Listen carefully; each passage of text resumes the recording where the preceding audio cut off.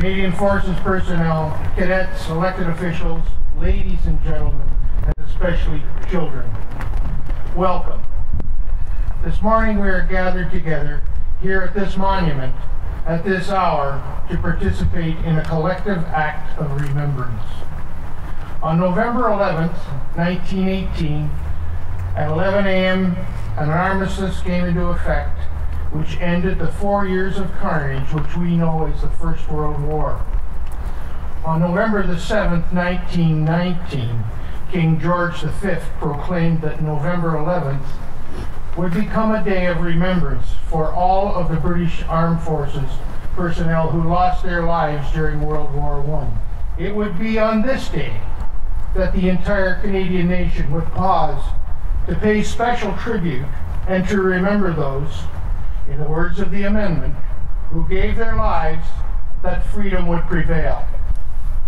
On this day, it was enacted that the Canadian nation as a whole would stop their day-to-day activities and pause to remember the men and women who had, through their sacrifice, given to their countrymen, as Brian Tibbs has written, the many benefits of a free society in a free country, paid for in the blood of free men.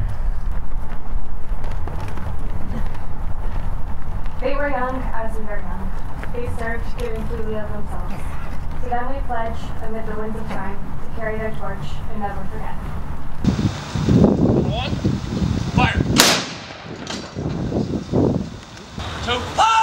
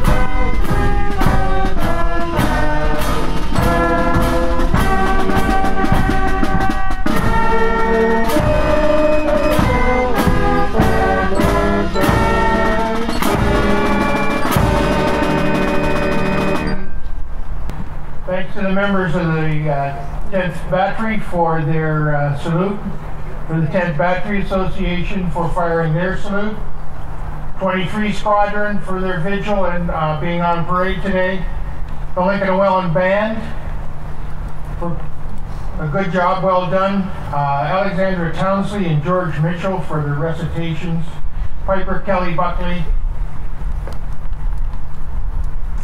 City Transit for providing the bus for those of us who can't march anymore.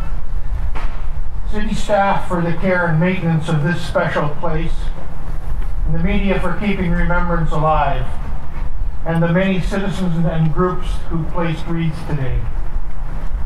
And to the members of the public, just thank you. Branch 24 would be very pleased to see you back at the branch after the ceremony. This concludes today's ceremony. Naturally, in Niagara.